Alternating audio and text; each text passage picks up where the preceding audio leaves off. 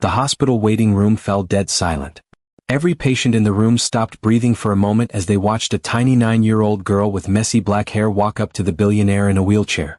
Her small shoes squeaked against the tiled floor and her worn-out pink dress was too big for her tiny frame. Mr. Desmond sat in his expensive wheelchair, wearing a sharp blue suit that cost more than most people earned in a year. He was the richest man in the city. But he hadn't walked in 2 years. His face looked cold and empty. The little girl dropped to her knees in front of him. Tears streamed down her cheeks as she pressed her small hands together. "Please, sir," she said in a clear voice. "If you save my daddy's life, I promise I will heal you. I will make your legs work again."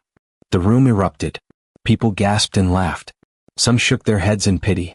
"Did she just promise to make him walk again?" someone whispered loudly. "Poor confused child," a nurse muttered. One of Mr. Desmond's bodyguards stepped forward. "Sir, let me remove this." "Wait." Mr. Desmond's deep voice silenced everyone. He leaned forward, studying the little girl's tear-stained face. "What's your name?" "Mary, sir." "And why do you think you can heal me, Mary, when the best doctors in the world have failed?" Mary wiped her tears with the back of her hand. "Because your legs aren't the only thing that's broken, sir. Your heart is broken too.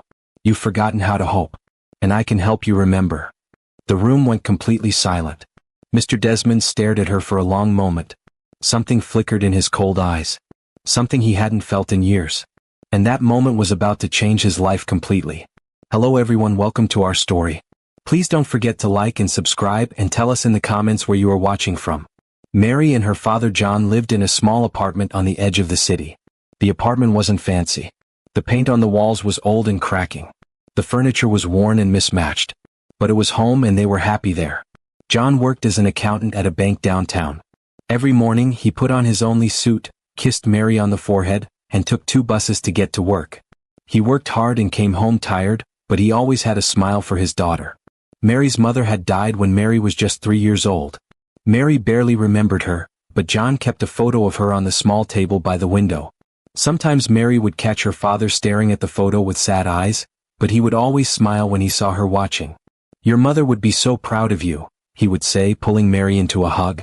Despite having very little money, John made sure Mary had everything she needed. She went to school every day with a packed lunch he made himself. On Sundays they would walk to the park and feed the birds with old bread. On special days, John would buy Mary a small chocolate bar, and they would split it in half, sitting on their old couch and laughing together. "We don't have much, sweetheart," John would tell her, "but we have each other. And that's worth more than all the money in the world." Mary believed him. She didn't care that her dresses were old or that they couldn't afford expensive toys. She had her father, and he was the best father in the world. Every night before bed, John would kneel beside Mary and they would pray together. "Thank you for another day," John would say softly. "Thank you for keeping us healthy and safe. And please watch over us tomorrow." Then he would tuck Mary into bed, kiss her goodnight, and turn off the light. Life was simple. Life was good. But then everything changed. It was a Tuesday morning. Mary was getting ready for school, putting her books in her worn backpack. John was in the kitchen making breakfast, toast with butter and 2 cups of tea. "Mary, breakfast is ready," John called out. "Coming, Dad." Mary shouted back, zipping up her backpack. She walked into the kitchen and saw her father standing by the stove.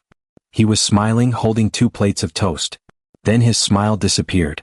John's face went pale. His eyes went wide. The plates slipped from his hands and crashed to the floor, breaking into pieces. "Dad," Mary said, confused. John grabbed the counter to steady himself, but his legs gave out. He collapsed onto the kitchen floor with a heavy thud. "Dad!" Mary screamed. She ran to him and dropped to her knees. John's body was shaking. His eyes were open but he looked confused, like he didn't know where he was.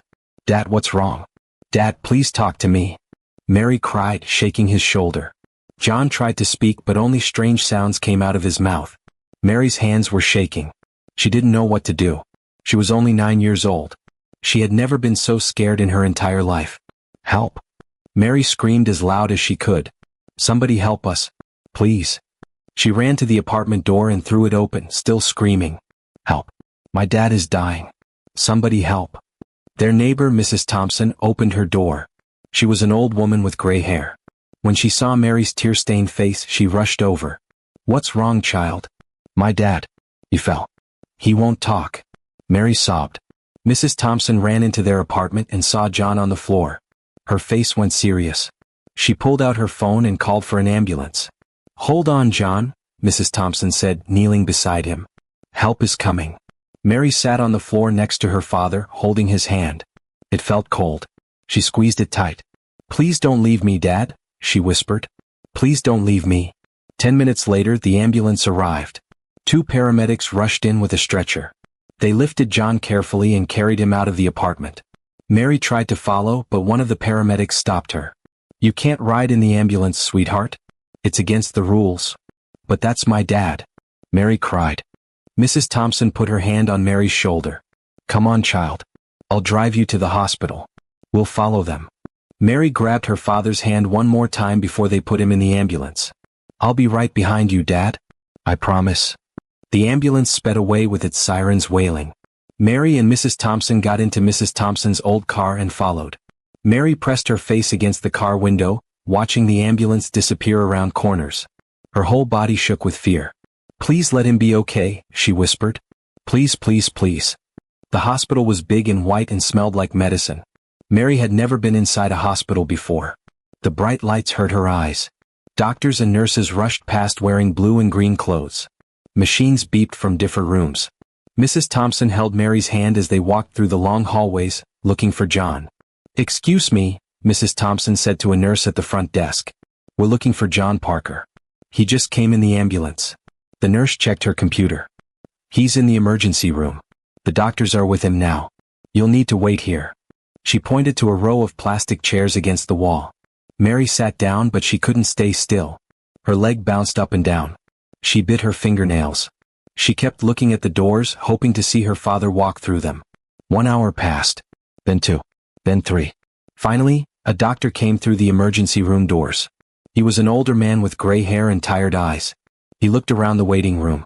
"Family of John Parker?" Mary jumped up from her chair. "That's my dad. Is he okay? Can I see him?" The doctor walked over and knelt down so he was at Mary's eye level.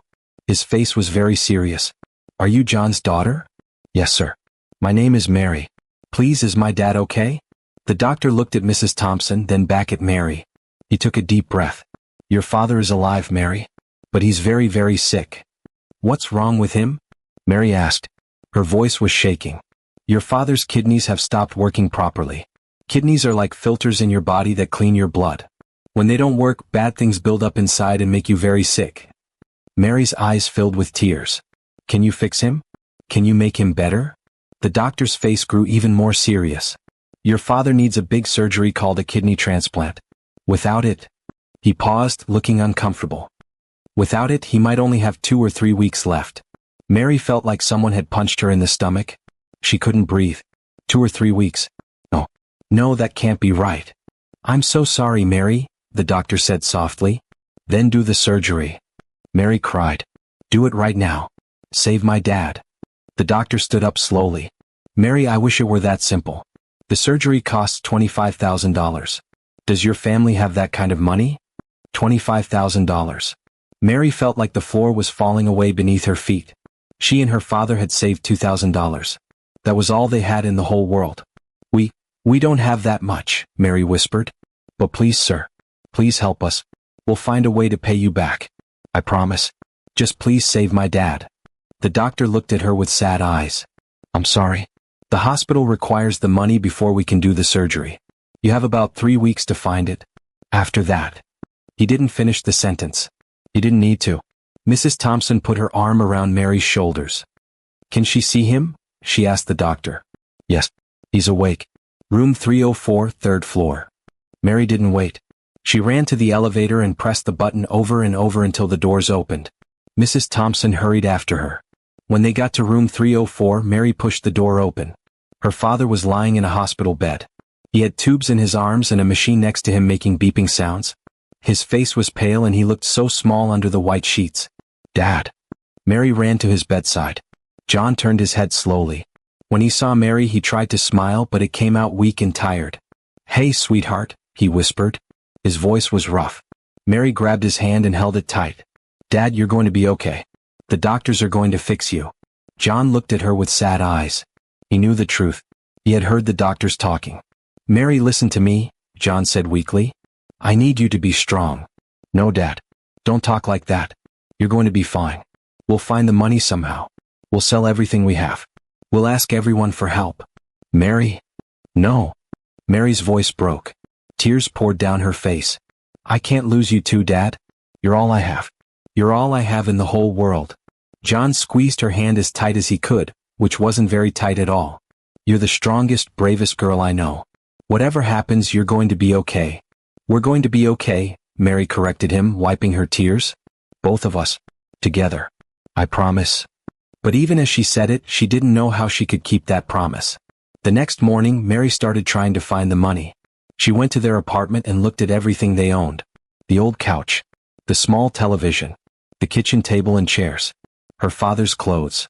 Her mother's jewelry, just a simple necklace and a ring. Mary took everything to the pawn shop downtown. The man behind the counter looked at their belongings and shook his head. I'll give you $400 for all of it, he said. 400. Mary's heart sank. But we need 25,000. The man shrugged. That's all this stuff is worth, kid. Take it or leave it. Mary took the money. Every dollar counted. Next she went to their church. Father Michael had known her family for years. He was a kind man with a gentle smile. Mary, I heard about your father, Father Michael said when she walked in. I'm so sorry. Father, can the church help us? We need money for Dad's surgery. Father Michael's face fell. Oh, Mary. I wish we could. But the church is struggling too. We barely have enough to keep the lights on. I can pray for your father, but I can't give you the money. Mary tried the neighbors in their apartment building. She knocked on every door. Some people gave her $5. Some gave her 10. One man gave her 50 and told her he wished he could give more. By the end of the day, Mary had collected $800 total. She still needed $24,200. The next day she went to her father's bank where he worked. She spoke to his boss, Mr. Richardson. Please, sir, Mary begged. My dad has worked for you for 10 years. He's never missed a day. Please help us. Mr. Richardson looked uncomfortable. Mary, I'm sorry about your father. He's a good employee. But the bank can't just give out that kind of money. That's not how it works. Can't you give him a loan? He'll pay it back when he gets better. Mr. Richardson shook his head. Without collateral, without something valuable to guarantee the loan, we can't do it. I'm sorry. Mary tried everyone she could think of. Her father's co-workers. People from the neighborhood. Even strangers on the street. Most people walked past her without stopping. Some gave her $1 or $2.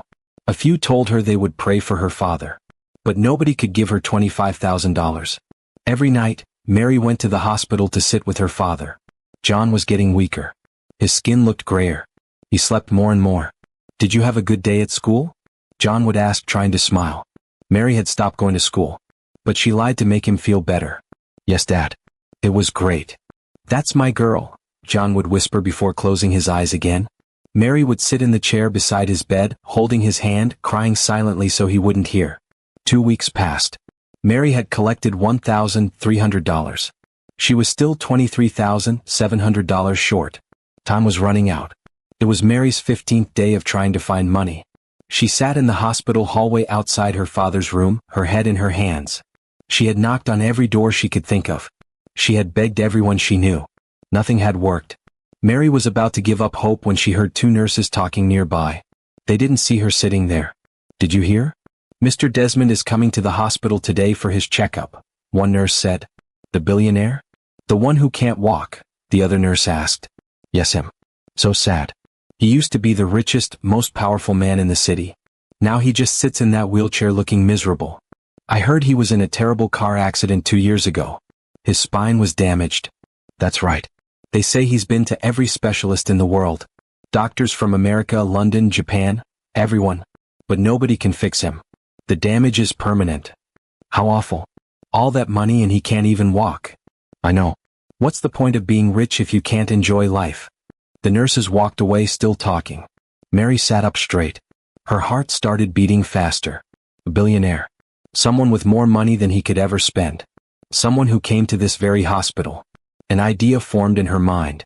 It was a crazy idea. A desperate idea. But it was the only idea she had left. Mary waited in the hospital lobby for 3 hours. She sat on a plastic chair near the automatic doors, watching everyone who came in. Finally, a black limousine pulled up outside. Mary pressed her face against the glass window. A driver got out and opened the back door. 2 bodyguards in dark suits stepped out first. Then they carefully helped a man in a wheelchair out of the car. Mr. Desmond. He wore an expensive black suit. His wheelchair was shiny and electric. But his face looked cold and empty, like he had forgotten how to be happy. Mary's hands started shaking. Her stomach felt like it was full of butterflies. This was it. This was her only chance. She stood up and took a deep breath. As Mr. Desmond's bodyguards wheeled him through the automatic doors into the waiting room, Mary walked toward him. Her worn-out shoes squeaked against the tiled floor. Everyone in the waiting room turned to look. The room fell dead silent. Mary's legs felt like jelly, but she kept walking. When she reached Mr. Desmond, she dropped to her knees in front of his wheelchair. Tears streamed down her face as she pressed her small hands together and looked up at him. Mary's voice came out as barely a whisper. "Please, sir. Save my dad and I'll heal you." The waiting room erupted. People gasped. Someone laughed out loud. One of Mr. Desmond's bodyguards immediately stepped forward. "Get this girl away from Mr. Desmond," the bodyguard said, reaching for Mary's arm. But Mr. Desmond raised one hand. "Wait." Everyone froze. Mr. Desmond stared at Mary with cold, dark eyes. He hadn't really looked at anyone, truly looked, in 2 years. But something about this desperate girl on her knees made him pause. "What did you say?" His voice was rough, like he didn't use it much anymore. Mary wiped her tears with the back of her hand. "My father is dying. He needs surgery. $25,000. I've tried everything. I've sold everything. Nobody will help us." Her voice cracked. "But you have money. You have so much money. If you save my dad, I promise I'll heal you. I'll make you walk again." More laughter rippled through the waiting room. "This is ridiculous," said Marcus, Mr. Desmond's personal assistant, a thin man with wire-rimmed glasses. "Sir, we need to go. Your appointment." I said wait. Mr. Desmond kept his eyes on Mary. "Little girl, do you know how many doctors have examined me? Specialists from every country in the world. They all said the same thing. The damage to my spine is permanent. Irreversible." "I know," Mary said quietly. "Then how could you possibly heal me?" Mary took a shaky breath. "Because your body isn't the only thing that's paralyzed, sir. Your spirit is too. And I can wake it up." The room went completely silent now. Mr. Desmond's jaw tightened. Nobody had spoken to him like that in years. Most people either pitied him or avoided him entirely. "I have a gift," Mary continued, her voice stronger now. "I can help people feel better when they're hurt. Not just their bodies, their hearts too. My mom used to say I had healing hands. Before she died." Mr. Desmond studied her for a long moment. This girl had nothing. She was wearing old clothes with patches on the knees. Her shoes had holes in them. Her hair needed to be washed. But her eyes burned with something he hadn't seen in anyone in a very long time. Hope. Pure, desperate, fearless hope. "Sir, this is absurd," Marcus said. "We need to." Mr. Desmond held up his hand again for silence. He looked at Mary's small hands still pressed together in prayer. He looked at her worn-out shoes. He looked at her face, covered in tears but still brave. "All right, little girl. I'll let you try." Mary's eyes widened. "You will. But understand this," Mr. Desmond said, his voice firm. "I'm not giving you money. Not yet. First, you prove to me that you can do what you claim. If you can truly heal me, if you can make me feel alive again, then I'll pay for your father's surgery. That's the deal." Mary's face went pale. "But my dad doesn't have much time," the doctors said. "Then you'd better start immediately." Mr. Desmond's expression was cold, unreadable. "Come to my room tomorrow. Room 412, 4th floor. 4 o'clock. Don't be late." "But that's my offer. Take it or leave it." Mary swallowed hard. She had no choice. "I'll take it." "Good." Mr. Desmond turned to Marcus. "Call Dr. Reynolds.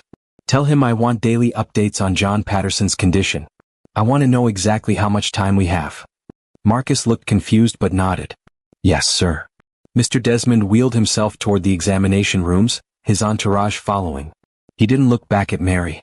Mary stood in the waiting room, her legs shaking. She had gotten his attention. But she hadn't gotten the money. Not yet.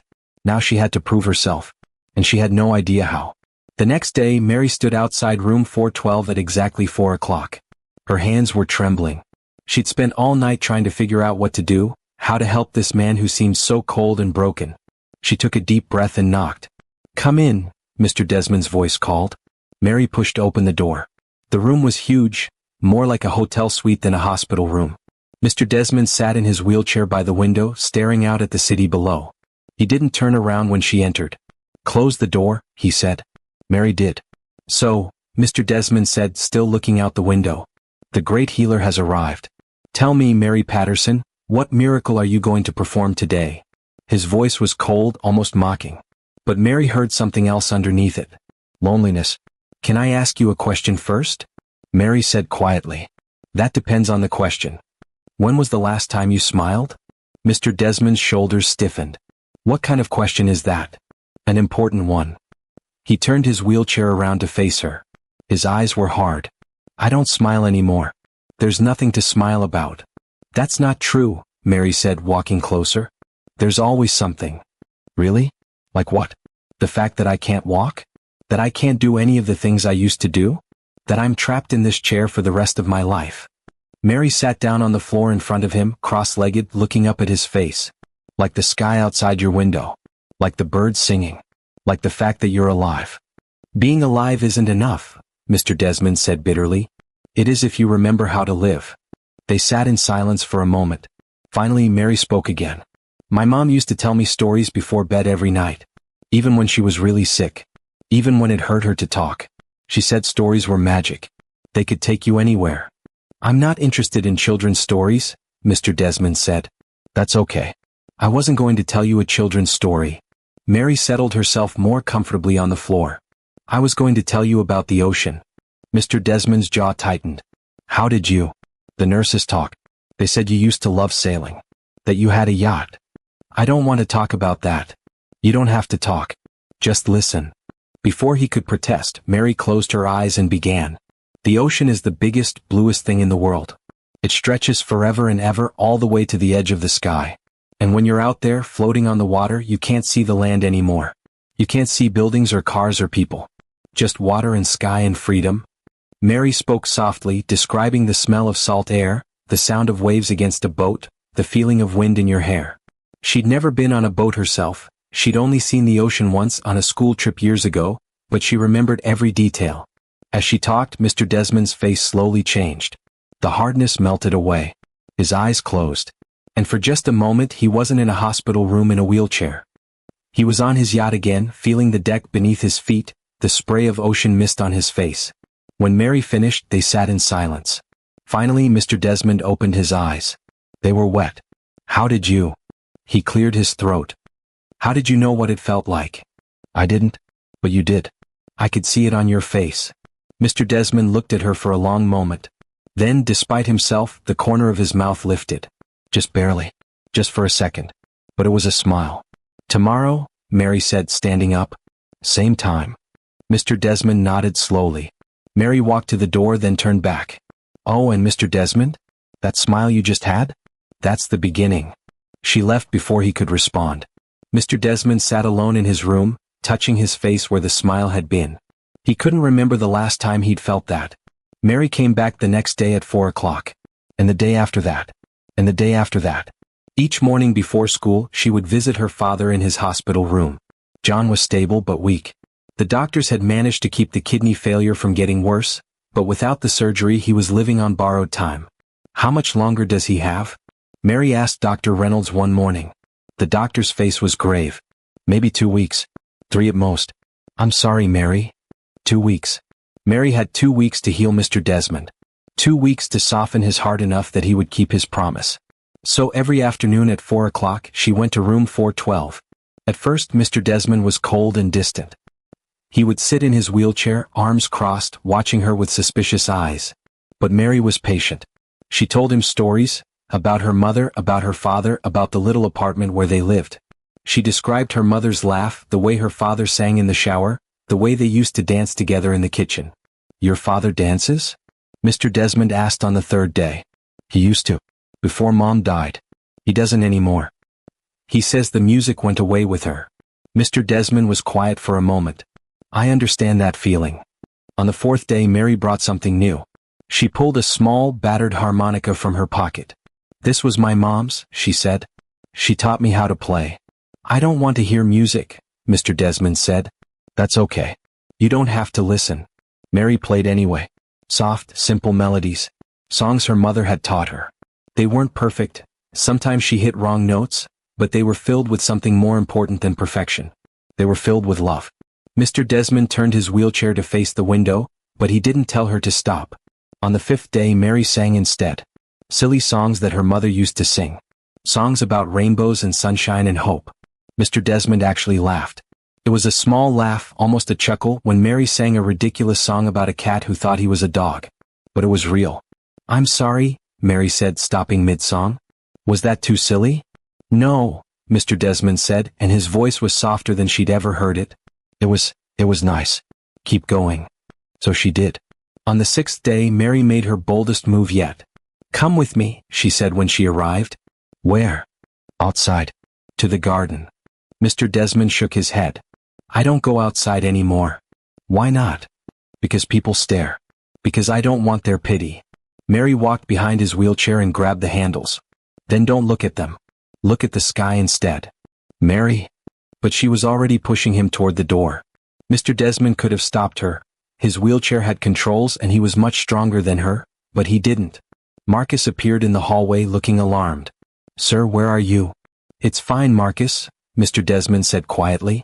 Mary wheeled him down the hallway into the elevator and out through the lobby. People did stare. But Mary kept talking the whole time, pointing out things she noticed, keeping his attention focused forward. The hospital had a small garden in the back, a peaceful space with benches, flower beds, and a fountain. Mary wheeled Mr. Desmond to a sunny spot under a tree. There, she said, coming around to face him.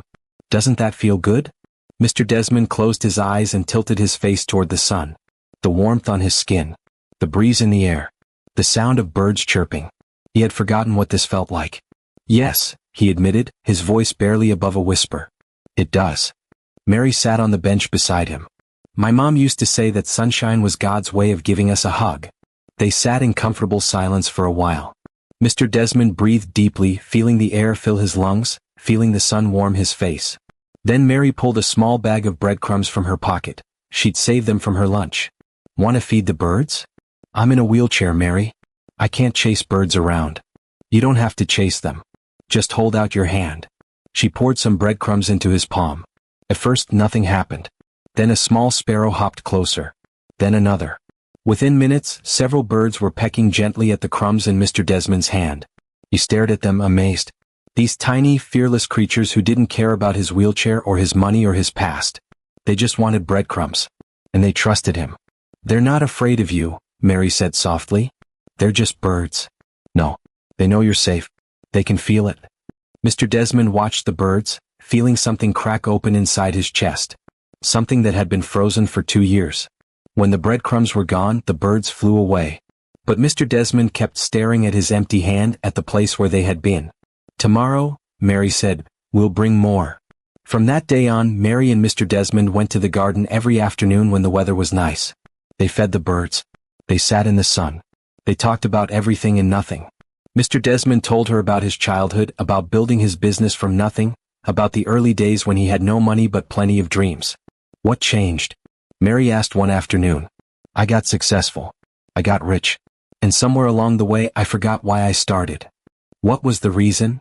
Mr. Desmond was quiet for a long time. To take care of my family. To give them a good life. Did you? I gave them money. I gave them a big house and expensive things. But I didn't give them enough of me. His voice cracked. And then my daughter died and it was too late. Mary took his hand. It's not too late to honor her memory. How? By living. By being the person she would want you to be. On the 8th day, Mary tried something new. Give me your hands, she said. Mr. Desmond hesitated, then held out his hands. Mary took them gently. They were strong hands, businessman's hands, but they felt cold and stiff. My mom taught me something before she died, Mary said. She called it dances of the heart. You don't need legs to dance. You just need to feel the music. Mary, I haven't danced in. Shh. Just close your eyes. Mr. Desmond closed his eyes. Mary began to hum a soft, gentle melody. As she hummed, she moved his arms slowly, gracefully, lifting them up and down, side to side in flowing motions. At first, Mr. Desmond resisted, his muscles tense. but gradually he relaxed. His arms moved with Mary's guidance, swaying like branches in the wind. "Feel the rhythm," Mary whispered. "Feel your body moving. You're not stuck. You're flowing. You're alive." Mr. Desmond's breathing deepened. His hands, which had been cold and stiff, grew warmer. His arms moved more freely, more naturally. The tension he'd been carrying for 2 years began to melt away. When the song ended, Mr. Desmond opened his eyes. There were tears running down his face. "I felt it," he whispered. "I felt alive." Mary smiled. "That's because you are alive, Mr. Desmond. You just forgot for a while." From that day on, they did the dances of the heart every afternoon.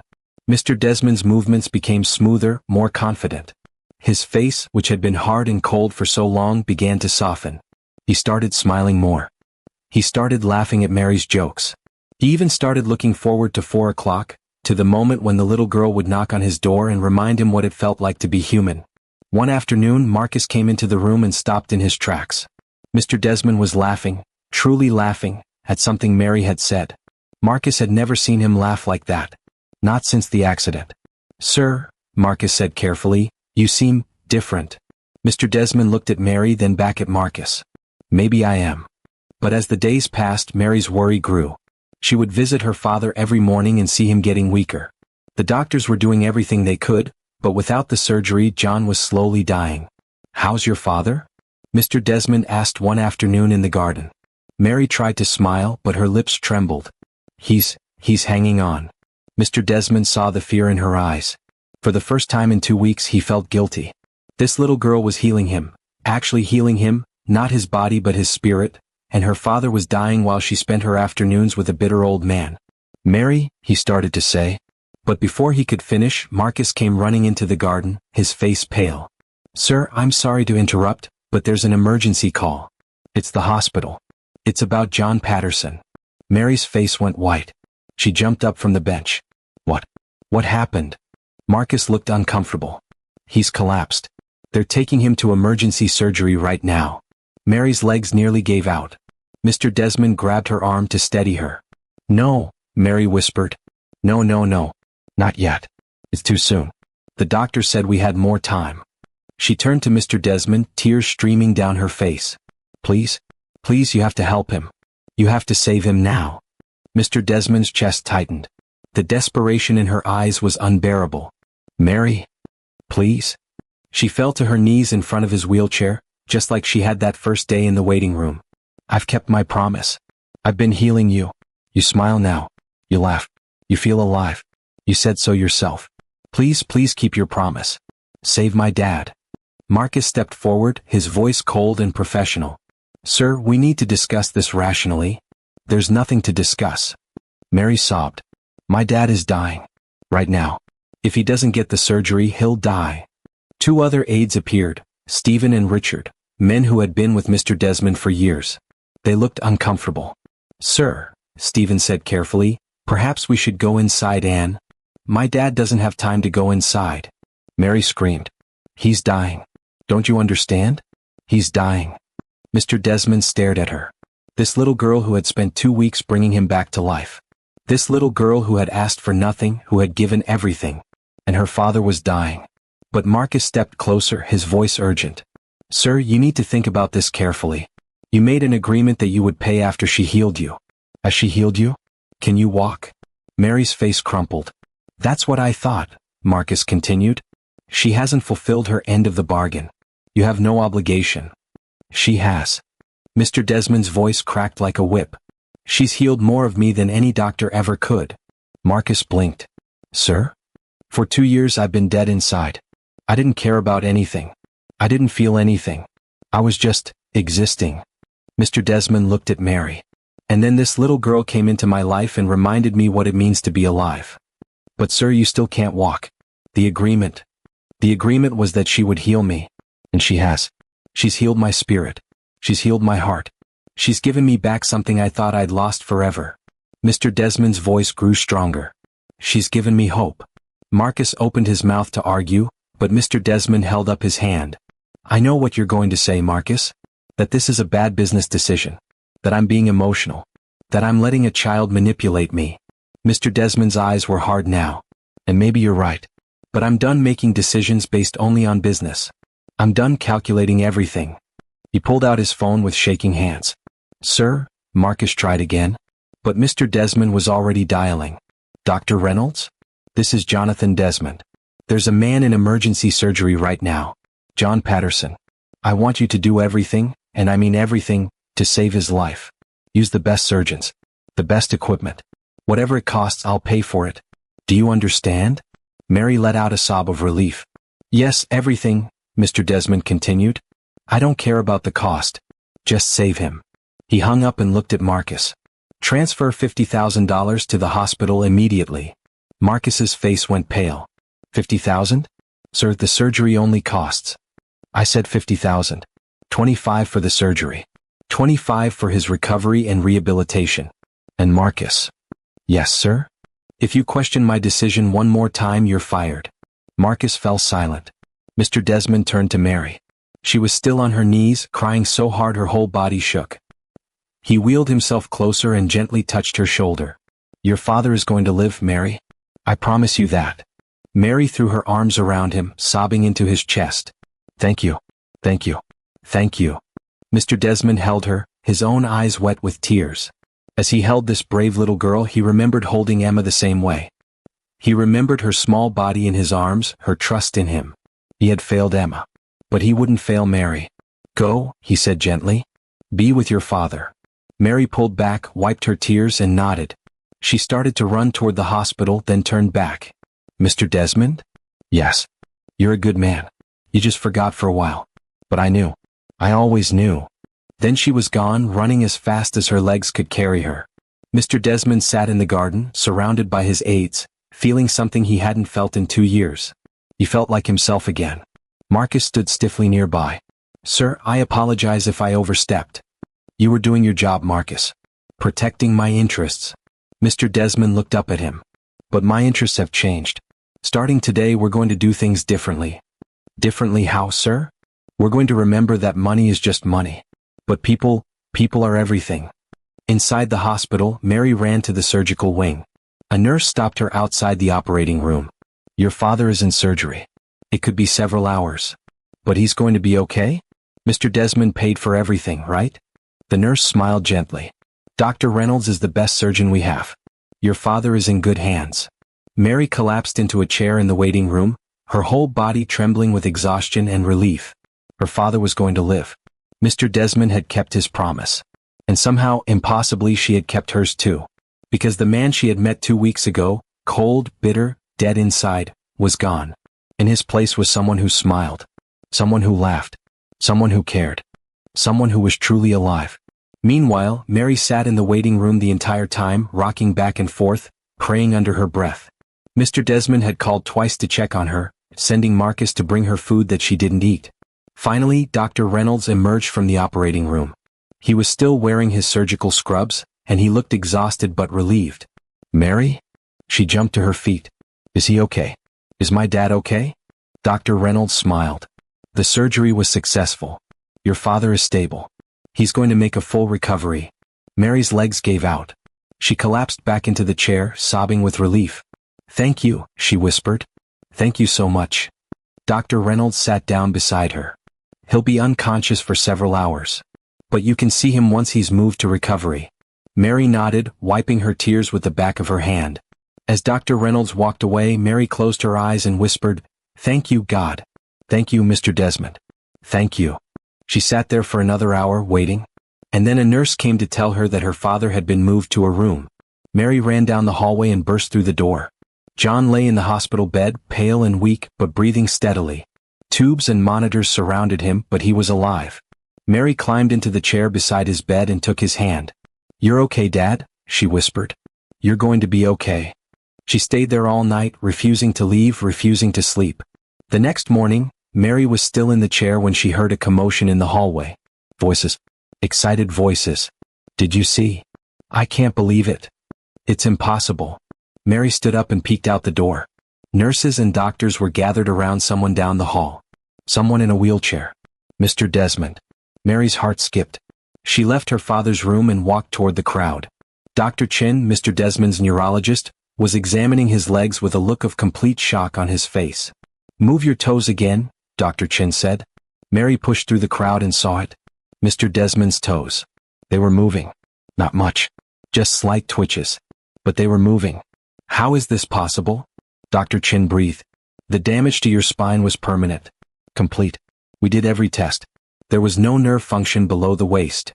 Mr. Desmond stared at his feet, his face pale. "I felt it this morning. A tingling. I thought I was imagining it. But then I saw my toes move." Dr. Chin pressed his fingers against Mr. Desmond's leg. "Can you feel this?" "Yes."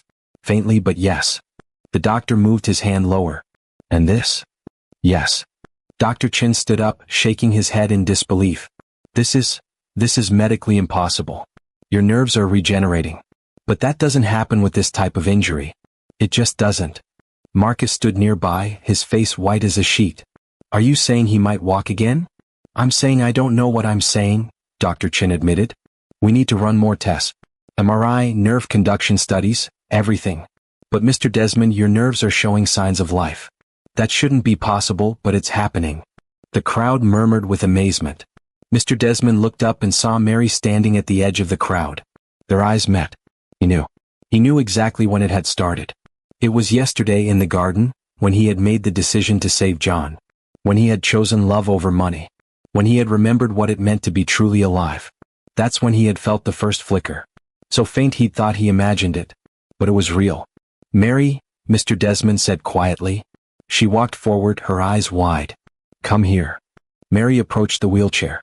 Mr. Desmond reached out and took her small hand in his. "You did this," he whispered. "You healed me." Mary shook her head, tears streaming down her face. "No. Love healed you. You just needed to believe again." Mr. Desmond's eyes filled with tears. For 2 years he had been told by the best doctors in the world that he would never walk again. That his condition was permanent. Irreversible. But this little girl, this impossible brave little girl, had known something the doctors didn't. That the body and the spirit are connected. That when the heart wakes up, sometimes the body remembers. Dr. Chin cleared his throat. "Mr. Desmond, I need to run those tests immediately. This is unprecedented." "Later," Mr. Desmond said, not taking his eyes off Mary. "First, I need to see someone." He wheeled himself down the hallway, Mary walking beside him, the crowd of nurses and doctors following at a distance. They reached John's room. Mr. Desmond wheeled himself inside. John was awake now, staring at the ceiling with tired eyes. When he heard the wheelchair, he turned his head. "Mr. Desmond?" John's voice was weak but surprised. "Mr. Patterson." Mr. Desmond wheeled himself closer to the bed. "I wanted to check on you myself. Dr. Reynolds says the surgery was a success." "Because of you," John said, his eyes filling with tears. "You saved my life. I don't know how to thank you." "You don't need to thank me. Your daughter." Mr. Desmond's voice caught. "Your daughter is remarkable. She saved my life too." John looked at Mary, who was standing beside the wheelchair. "She's the best thing that ever happened to me." "I believe that," Mr. Desmond said. He paused, then added, "Mr. Patterson, when you recover, I'd like to offer you a position at my company. Senior accountant. Good salary, full benefits including health insurance." John's mouth fell open. "What? Sir, I don't." "You're a good man who's had bad luck. You deserve a chance to rebuild your life. To take care of your daughter the way she deserves." John started crying. "Thank you. God bless you. Thank you." Mr. Desmond nodded, then wheeled himself back toward the door. But he stopped and turned back. "Mr. Patterson, your daughter made me a promise 2 weeks ago. She said she would heal me if I saved your life. At the time, I thought it was impossible. But this morning, I felt my toes move for the first time in 2 years. The doctors say my nerves are regenerating. They say it's impossible, but it's happening." John stared at Mary in wonder.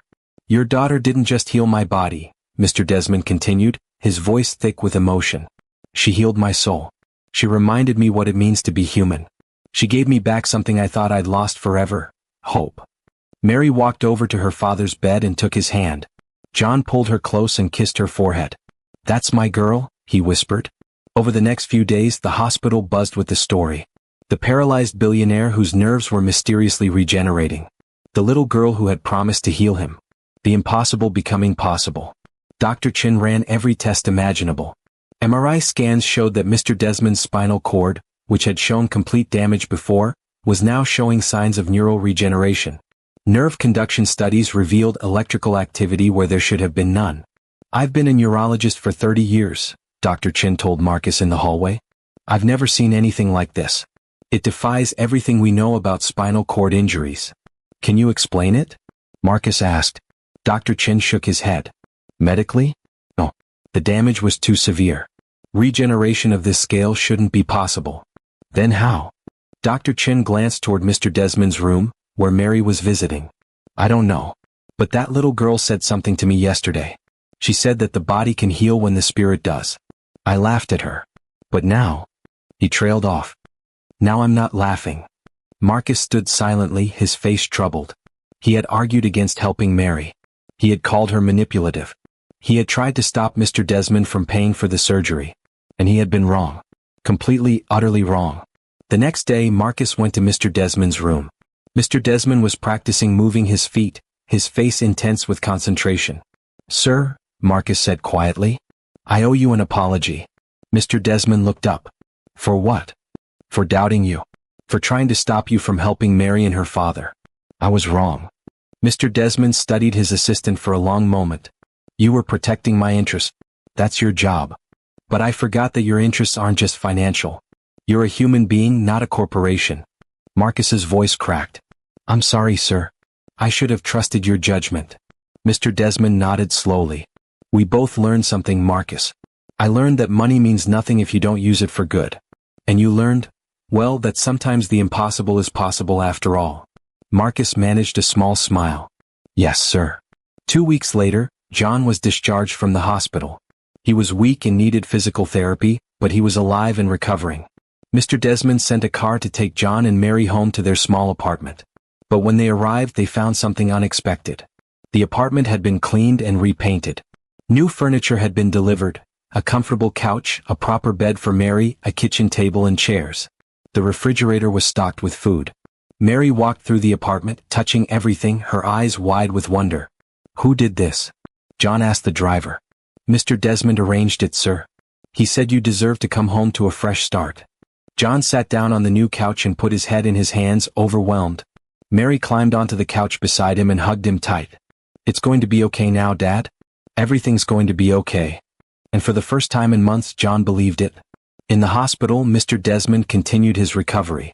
He worked with physical therapists every day, pushing his body to remember what it had forgotten. The nerve regeneration was slow but steady. After 3 weeks, he could move his feet voluntarily. After 4 weeks, he could feel sensation throughout both legs. After 5 weeks, with 2 therapists supporting him, Mr. Desmond stood up. His legs shook. His muscles were weak from 2 years of disuse. But he was standing. The therapists in the room broke into applause. Mr. Desmond looked down at his feet, planted on the ground, and tears streamed down his face. "I'm standing," he whispered. "I'm actually standing." Dr. Chin, who was observing the session, shook his head in continued disbelief. "This is remarkable. Truly remarkable.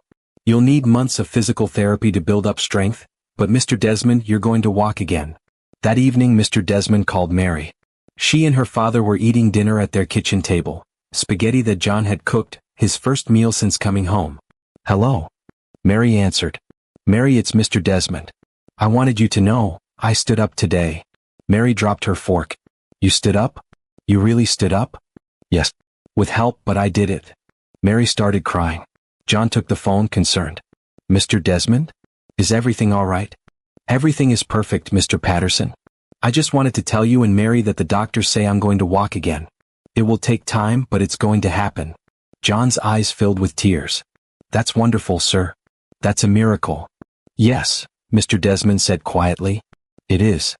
6 months passed. John started his new job at Desmond Industries.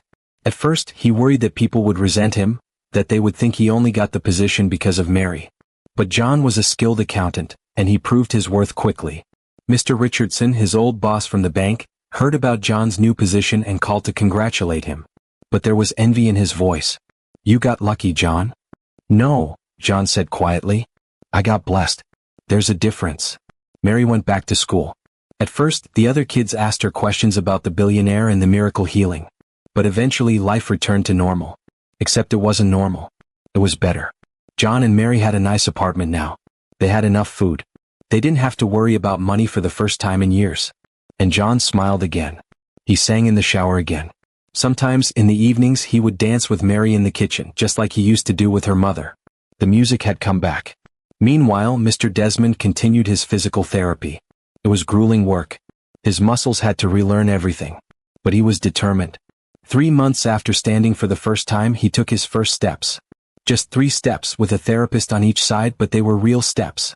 By month 4 he could walk with a cane. By month 5 he could walk short distances without assistance. The medical community was baffled. Articles were written in medical journals. Dr. Chin gave presentations at conferences. Everyone wanted to understand how a man with complete spinal cord damage could recover like this. But no one could explain it. It's unprecedented, Dr. Chin told reporters. We can document the regeneration, but we can't explain why it happened. It shouldn't have been possible. But Mr. Desmond knew why. It was because a 9-year-old girl had reminded him how to hope, how to love, how to live. And somehow when his spirit healed, his body had followed.